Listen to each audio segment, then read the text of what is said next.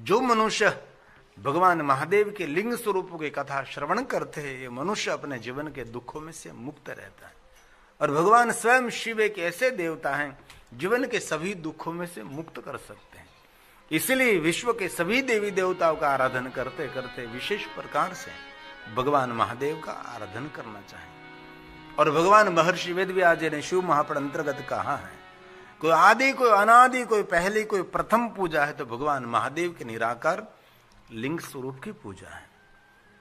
पूरा लिंग पुराण है स्कंद पुराण में, और सभी पुराणों में भगवान महादेव के निराकार लिंग स्वरूप की पूजा की प्रधानता दी है। और हमारे भारत देश के अंदर हम गौरव करते हैं, एक भी गांव, एक भी शहर, एक भी नगर, एक भी महानगर नहीं है कि जहां भगवान महादेव का शिवालय नहीं है।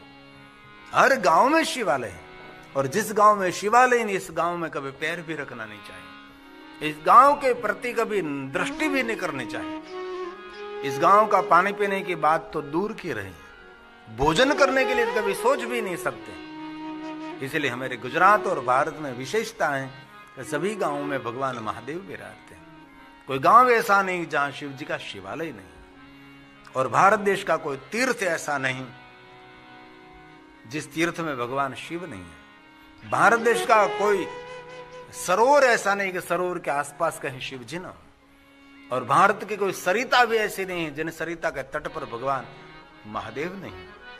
सागर के तट पर, सरिता के तट पर, सरोवर के तट पर, प्रवाह पहाड़ों के ऊपर, पहाड़ों की गुफाओं में, पहाड़ों की कंदरा में, नगर नगर में, महानगर में, सभी स्थान पर भगवान महादेव के शिवलिंग रहते हैं। इसलिए स्वयं ब्रह्मा जी ने नारद जी को कहा था, नारद कितने भगवान महादेव के शिवलिंग है, संख्या न विद्यते। अभी तक किसी देवताओं ने भी गिनती नहीं की और मैंने भी कभी गिनती नहीं की। अगणित संख्या में भगवान महादेव के लिंग स्वरूप विराजते हैं। जो आदि पूजा, जो मूल पूजा, जो महापूजा, जो श्रेष्ठ पूजा, सर्वोपरि पूजा है। शिवलिंग पूजा की प्रधानता है। मूर्ति पूजा गौण है, लिंग पूजा प्रधान है। कोई भी देवी देवताओं की मूर्ति आप बनाकर उसका पूजन करो तो एक देवता की पूजा है। आपने कोई देवता की प्रतिमा निर्माण कर ली और प्रतिमा की पूजा कर रहे हैं तो उसकी एक की पूजा है। लेकिन शिवलिंग एक की पूजा नहीं। आलयम सर्वदेवानाम तस्मालिंगम उच्यते। विश्व में जितने देवी देवता, तीर्थ, नक्षत्र, ग्रह जितने हैं सब की पूजा इस शिवलिंग के अंदर है। क्यों? इसीलिए शिवलिंग इस समग्र भूमंडल का प्रतीक है। शिवलिंग आकाश का प्रतीक है। और जो कुछ हम देखते हैं सब कुछ आकाश में है। देव, देवी, देव, गण, ऋषि, मुनि, पितर, ग्रह, तारा, नक्षत्र, सब कुछ यह आकाश के अंदर है। और कोई भी व्यक्ति को पूछो तो आकाश सबको एक लिंगाकार ही लगता है। कोई दुनिया में आकाश लंबा चौड़ा कभी लगता ही नहीं। आकाश का आकार एक ही है जिनको हम शिवलिंग आकार कहते हैं। इसीलिए आकाश के प्रतीक स्वरूप हम भगवान महादेव के लिंग स्वरूप का पूजन करते हैं। और हमारे लिए आकाश को धारण करने वाले पृथ्वी हैं। इसलिए पृथ्वी के प्रतीक स्वरूप हम पीठ पूजा करते हैं। ये मेरी आदि परंपरा है। विश्व के सभी देवी देवताओं ने भगवान महादेव के निराकार लिंग स्वरूप का पूजन किया है। इसलिए आप और हम हमारा सबका मंगल करना चाहते हैं तो लिंग पूजा ये प्रधान है। भारत देश के अंदर हजारों साल, करोड़ों साल, युग प्राचीन भगवान महादेव के लिंग स्वरूप हैं। ऐसे तो बहुत सारे भगवान महादेव के लिंगों का स्वरूप भारत देश के अंदर है। गांव गांव में भगवान महादेव विराजते हैं। और ज्योतिर्लिंग 12 नहीं, ज्योतिर्लिंग 100 करोड़ ज्योतिर्लिंगों की महिमा है। और 12 ज्योतिर्लिंग को प्रधान मानते हैं हम। और बहुत सारे भाइयों बहनों ने जीवन में 12 ज्योतिर्लिंग की यात्रा भी की होगी। 12 ज्योतिर्लिंग में पूरा भारत आ जाता है।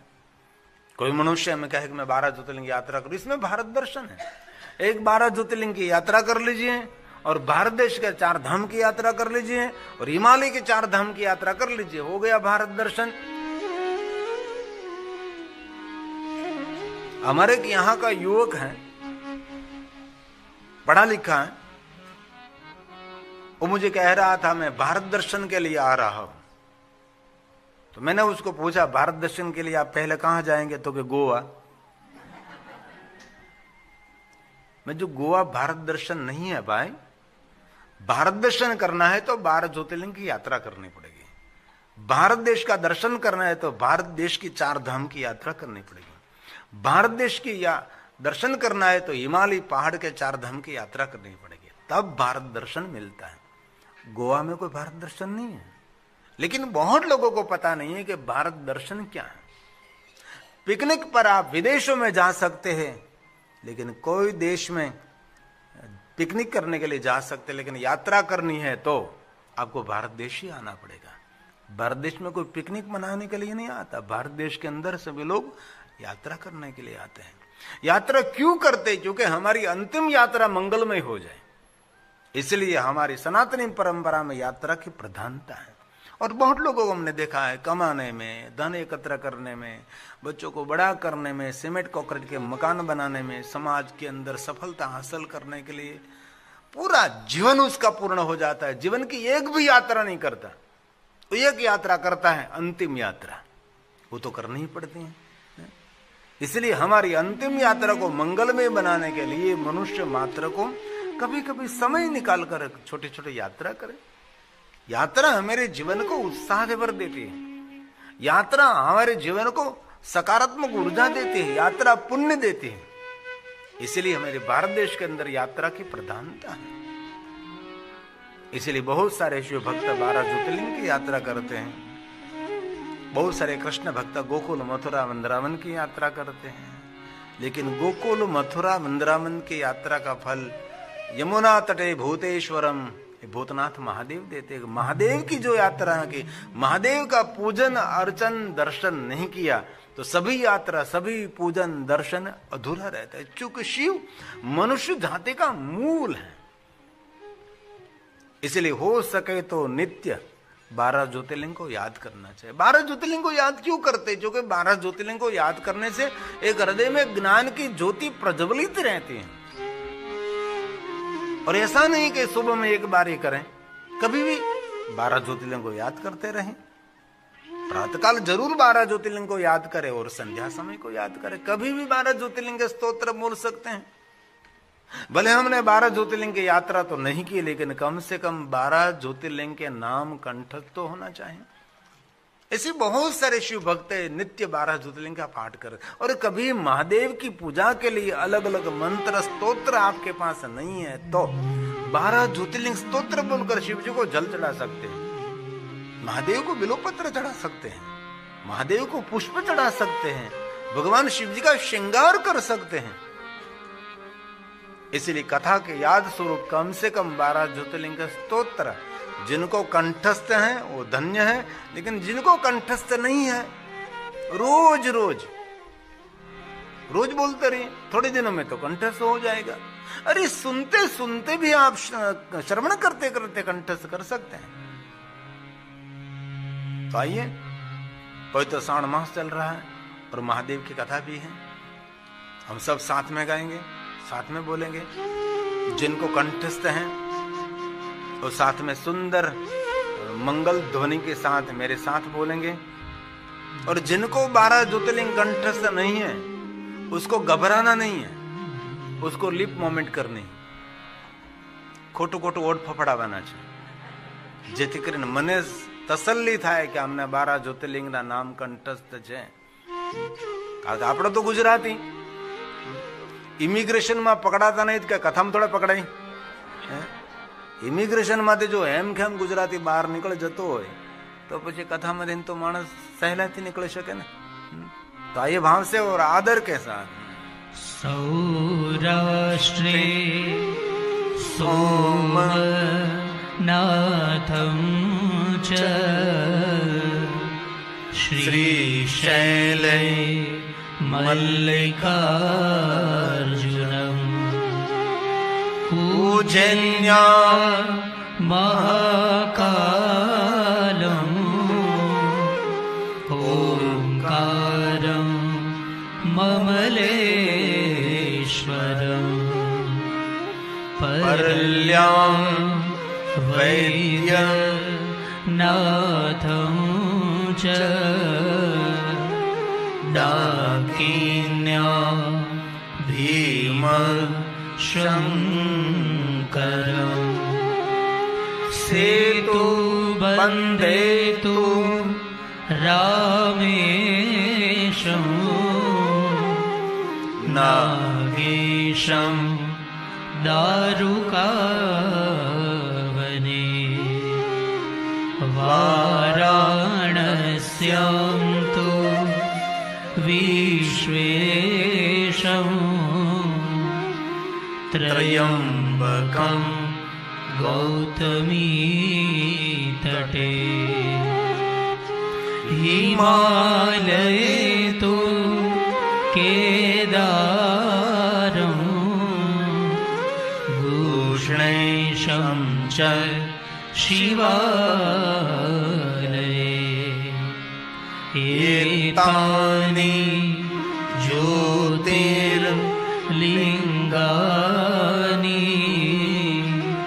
सायं प्रातः पठे नरः सप्तजन्म कृतं पापं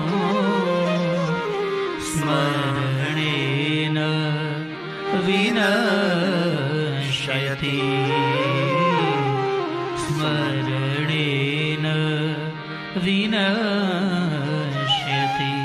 जो मनुष्य 12 ज्योतिर्लिंग को याद करते, ये मनुष्य उसके स्मरण करने मात्र से 7 जन्मों के पाप में से मुक्त हो जाते। एक विद्वान ने सुंदर व्याख्या की थी कि 12 ज्योतिर्लिंग का स्मरण करने से 7 जन्मों के पाप में से मुक्ति मिलती, ये सत्य है।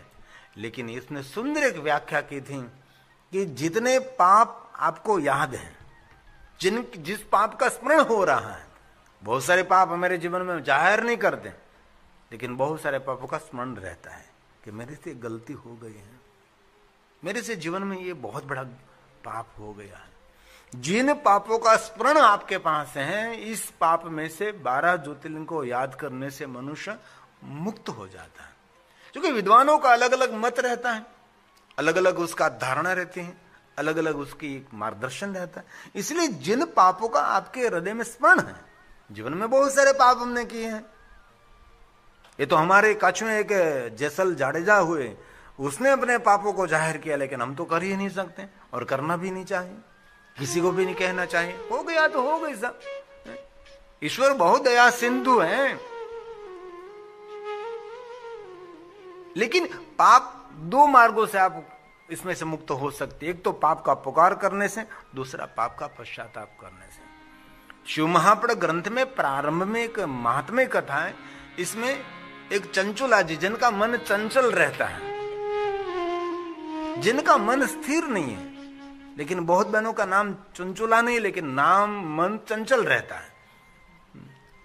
जिनका मन निरंतर कोई स्थिर नहीं, ऐसी चंचुला थी, तो उसने बहुत जीवन में पाप कर्म किए थे। तो देव योगान अनुसार वो कथा सुनने के लिए पहुंच गई। कहीं लोग शर्म से कथा सुनते, कहीं लोग धर्म से कथा सुनते हैं, कहीं किसी ने कहा कि चल भी कथा सुनने के, चलो आ रहा हो, कोई बात नहीं।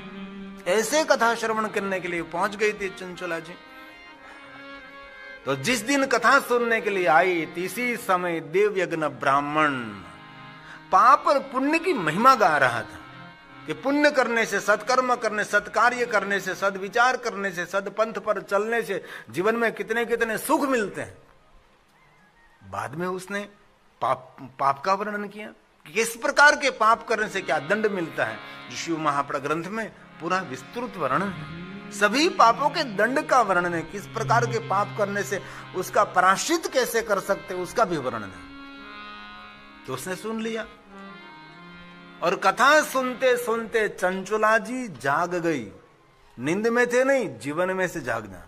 नींद में से तो रोज जागते हैं हम, इसलिए जीवन में वो जाग गई, उठ गई। अरे ये सभी तो बहुत भयानक पाप है, मैंने तो मेरे जीवन में बहुत गलती कर दी, अब मैं क्या करूंगी।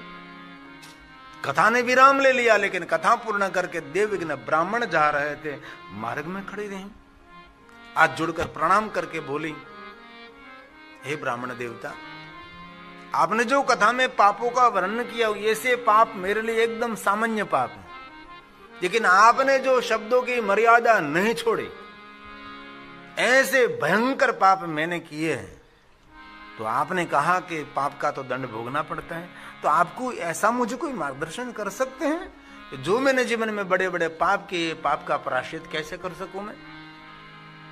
और ये चंचुला जी देवयज्ञ ब्राह्मण के सामने उसके पापों का वर्णन करने लगी।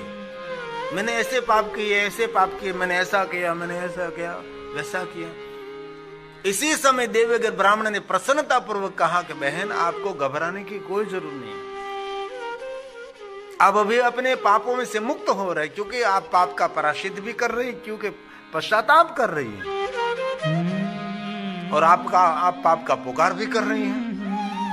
और शास्त्र का विधान है कि जो मनुष्य पाप कर्म करता है, इस पाप का उसको सद्बुद्धि होने पर जो प्रायश्चित कर लेता है, पश्चाताप कर लेता है, तो मनुष्य पाप में से।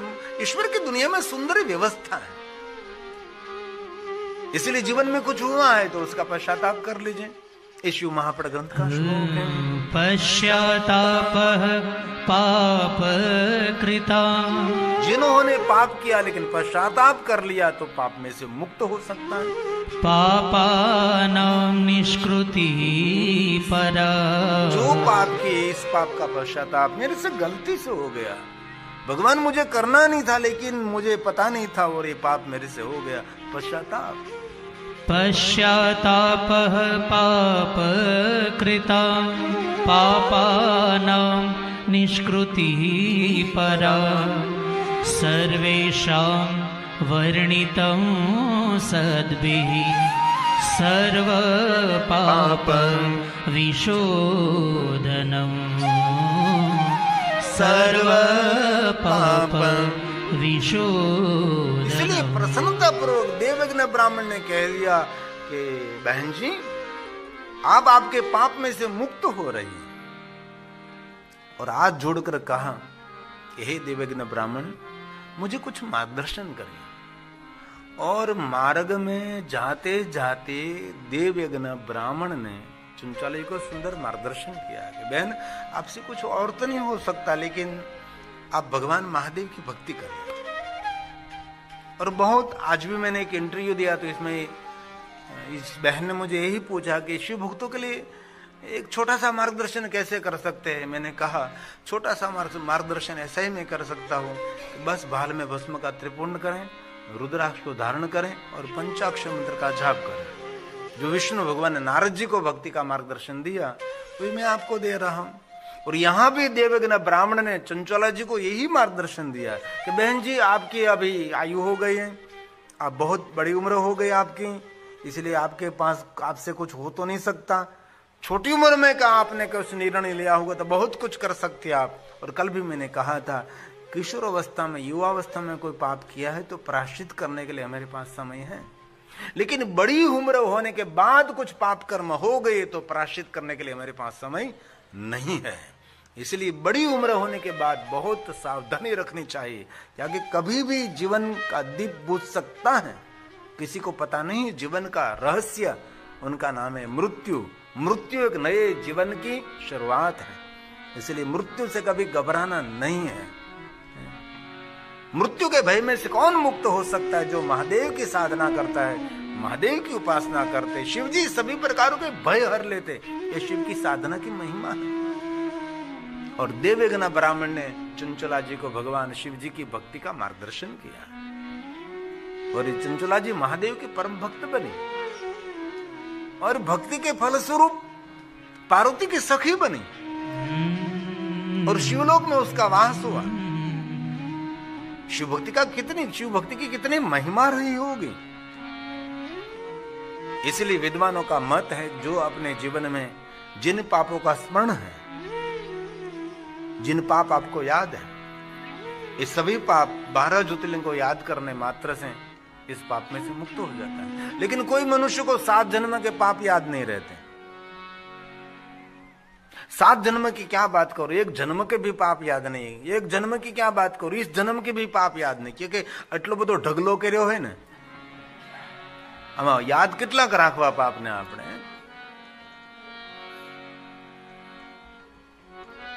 और एक दूसरी बात भी शिव महापड़ अंतर्गत है, प्रातः काल शिव दृष्टवान शिव पाप विनश्यते। जो कोई मनुष्य प्रातःकाल भगवान महादेव का स्मरण करते, प्रातःकाल महादेव को याद करते, प्रातःकाल शिव जी का दर्शन करते, वो मनुष्य भी रात्रि के पाप में से मुक्त रहता है। आजन्म कृतम मध्याह्न है, पूरे जन्म का पाप मध्याह्न भगवान शिव जी का ध्यान करने से, भगवान शिव जी को याद करने से, उसका स्मरण करने से, उसके दर्शन करने से पूरे जन्म का पाप। और सायाने सत जन्माने, संध्या समय किसी ने महादेव का दर्शन कर लिया, शिव जी का स्मरण किया, महादेव को याद किया, महादेव का ध्यान किया, तो मनुष्य 7 जन्मों के पाप में से मुक्त हो जाता है संध्या समय शिव जी के दर्शन करने से। इसलिए बहुत सारे शिव भक्तों को मैंने देखा तीनों समय महादेव के दर्शन में रत रहते हैं। शिवालय में नहीं, लेकिन घर में शिव रहता है, कोई मूर्ति स्वरूप में महादेव रहता है, कोई चित्र स्वरूप में महादेव रहते हैं, और कहीं जगह पर लिंग स्वरूप में भगवान शिव रहते हैं। निरंतर भगवान शिव के दर्शन करते हैं। और कहीं नहीं रहते तो हमारे लिंग पुराण में कहा एक आत्मा लिंग, आपकी आत्मा वो साक्षात भगवान महादेव का लिंग स्वरूप है। अपने जीवन पर कभी भरोसा नहीं रखना चाहिए। जीवन पर कोई भरोसा की कोई व्यक्ति नहीं रख सकता, कभी भी कुछ भी जीवन में हो सकता है। इसलिए हर पल जीवन की सावधानी आवश्यक है, सतर्क रहना जरूरी है, जागरूक रहना जरूरी है। रात में आप नींद कर ली और सुबह में आंख खोली, भगवान को आभार व्यक्त करें, भगवान आपने मुझे आज एक नया दिन दिया है, आपने मुझे जगाया है। बहुत लोग रात को सो गए, सुबह में जागे ही नहीं। तो भगवान को कहना चाहिए, भगवान कितना तू दयालु है, इतनी सुंदर मैंने नींद कर ली और आज सुबह में आपने मुझे जगाया है, एक नया दिन जीने के लिए आपने दिया है। भगवान मुझे प्रेरित करना, आज के दिन में शुभ शुभ कर्म करूं, किसी के लिए अच्छी बात करूं, किसी के लिए अच्छा बोलूं, अच्छा सत्कार्य करूं, कुछ मैं जप तप अनुष्ठान करूं, ऐसी मुझे भगवान महादेव जी प्रेरणा प्रदान करना। मेरे से किसी की बुरी बात ना हो जाए, किसी का बुरा ना हो जाए, किसी के लिए बुरी बात मैं बोलूं नहीं, ऐसी भगवान मुझे प्रेरित करना। ये साधु पुरुषों की जीवन प्रणाली है, सामान्य मनुष्य की ऐसी जीवन प्रणाली नहीं है। जागरूक पुरुष है, जो संत पुरुष है, जो सज्जन पुरुष है, जो विद्वान पुरुष है, ज्ञानी पुरुष है, उसकी जीवन शैली की बात है। इसलिए ये श्लोक शिव महापड़ ग्रंथ का है, भगवान महर्षि वेदव्यास जी का प्रसाद है। प्रातः काल शिवं दृष्ट्वा निशि पाप विनश्यति आजन्म कृतं मध्याह्ने पूरे जन्म का पाप सायाह्ने सतानि च मेरु काञ्चन दतानं गवां कोटि शतानि च पंचकोटि तुरंगगणा तत्फलं शिवदर्शनम् तत्फलं शिवदर्शनम्। इसी समय फल देने वाला देवता है, क्योंकि भगवान शिव जी की विशेषता ये है कि भगवान शिव जी का पूजन करो, अर्चन करो, दर्शन करो, उसको याद करो तो भगवान शिव जी फल देने में विलंब नहीं करते। ये महादेव की विशेषता है। कोई देवताओं की उपासना साधना की और कब फल देते पता नहीं, लेकिन शिव जी के बारे में स्पष्ट कहा है कि जो कोई भगवान महादेव का पूजन अर्चन दर्शन स्मरण करता है तुरंत फल देने वाला देवता है। इसी समय उसका प्रमाण रामचरितमानस भी है। भगवान श्री हरि भगवान विष्णु जी ने नारद जी को कहा, नारद आपके मन में संताप हो रहा है, तो भरोसा के साथ श्री हरि विष्णु जी ने कहा नारद जी को, नारद जी शिव जी का स्मरण करने लगो, तुरंत आपको शांति की अनुभूति होगी। शिशु महात्म ग्रंथ में श्लोक में कहा, तो इसमें चौपाई में कहा। और वचन ये स्वयं श्री हरि का है, वचन स्वयं विष्णु जी का है। और हमारे जीवन में भी ऐसी कभी कोई घटना हुई, इसी समय शिव जी को याद करने लगे। ये तुलसी का वचन है, जप जाई शंकर सतनामा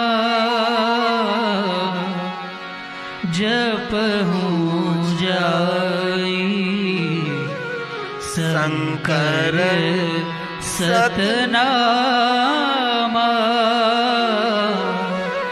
होय हृदय तुरत विश्रामा होय हृदय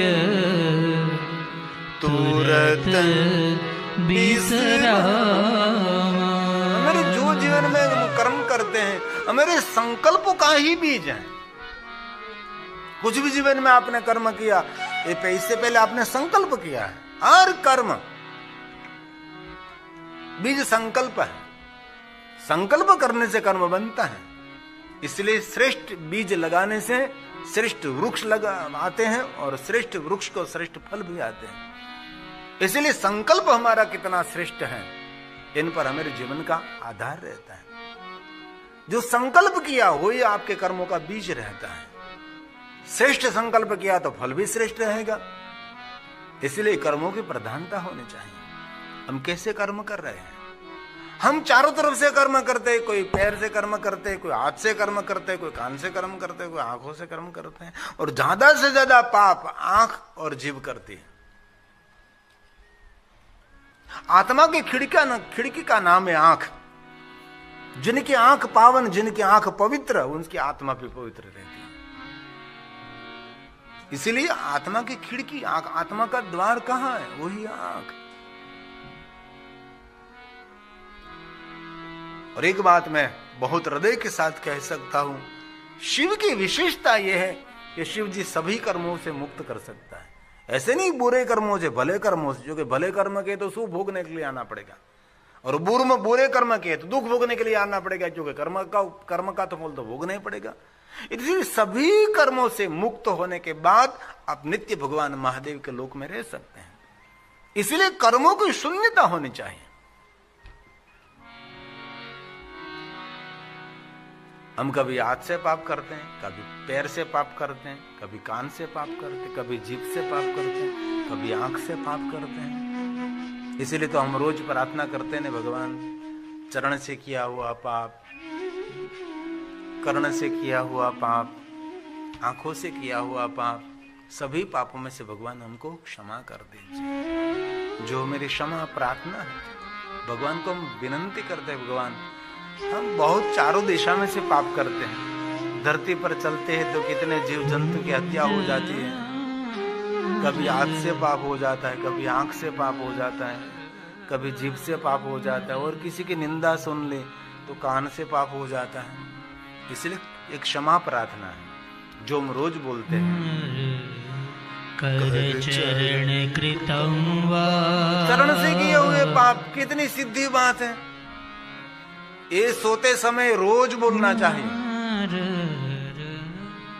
निंदा करने से पहले बिस्तर में गए और बिस्तर में बैठकर भगवान के आगे क्षमा मांगनी चाहिए।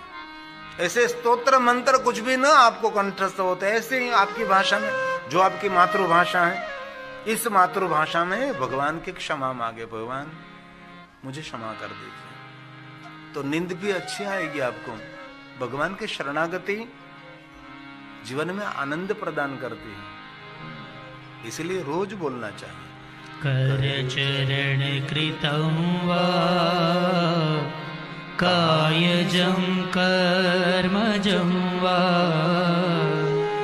श्रवण नयन वा, मानसं वा परादम्, विहितं वा सर्वमेतत्क्षमस्वं। जय जय करुणाब्धे श्रीमहादेव शम्भो। जय जय करुणाब्धे श्रीमहादेव शम्भो। और कारण करुणा करने वाला भगवान स्वयं शिव है। इसलिए शिव भक्ति जीवन में एक अंग होना चाहिए। शिव भक्ति हमारा श्वास होना चाहिए। शिव भक्ति हमारा व्यवहार होना चाहिए। शिव भक्ति हमारा विचार भी होना चाहिए। हमारा स्वयं का जीवन ही शिव भक्ति होना चाहिए। तो ऐसे कैसे करेंगे? तो कि हमारा जीवन का हर कार्य इसमें कल्याण का भाव होना चाहिए, वही शिव पूजा है। शिव शब्द का अर्थ है कल्याण, हर कार्य में कल्याण का भाव। आप व्यापार करते, उद्योग करते, व्यवसाय करते हैं, कुछ भी करते, कुछ भी कार्य करते हैं, इसमें कल्याण का भरपूर भाव, उसको कहते हैं शिव पूजा, उसको कहते हैं शिव साधना, उसको कहते हैं शिव उपासना। शिव शब्द का अर्थ कल्याण है। इसलिए विशेष प्रकार से पवित्र श्रावण मास में भगवान महादेव की उपासना करें, भगवान महादेव की साधना करें। जीवन का कोई भरोसा नहीं, जीवन का कोई ठिकाना नहीं है। ये मनुष्य देह मिला। हमारे पास एक धून है, हमने बहुत सुंदर बनाया, सिंध भैरवी।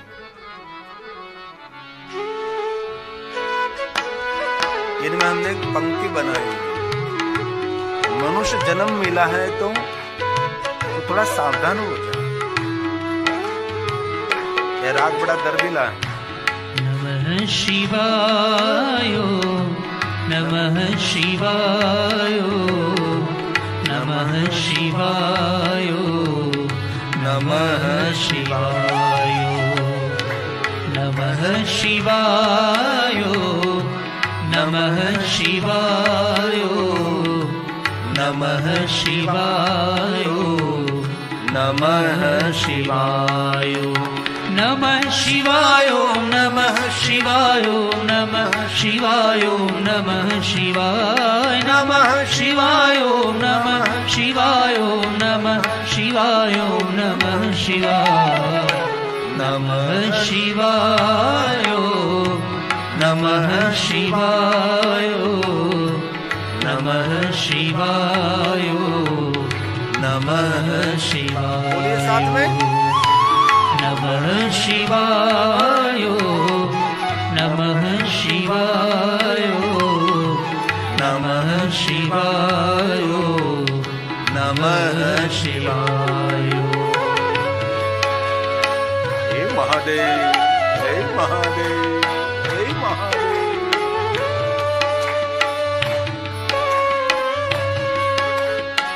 इस पवित्र श्रावण मास में बहुत सारे शिव भक्त नियमित काम महादेव के कथा का श्रवण करते हैं। कथा सुनने के बाद रात में सोते हैं, क्योंकि यहाँ कथा पूर्ण होते तब भारत देश के अंदर रात को 12 बज जाते हैं।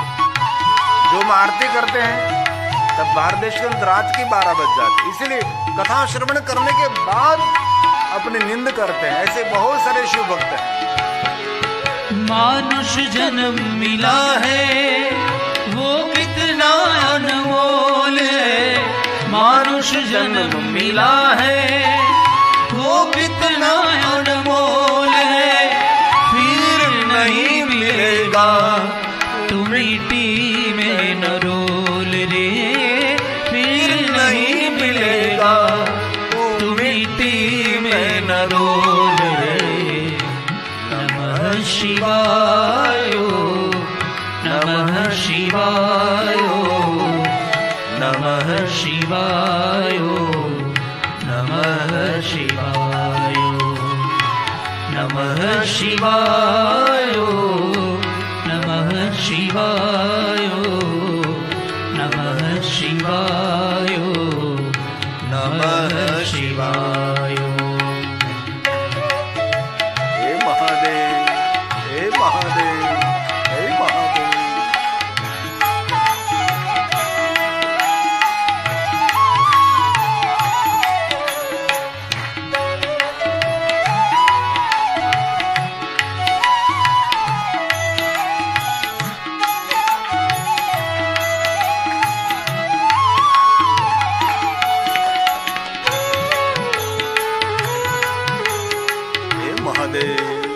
हे महादेव, हे महादेव।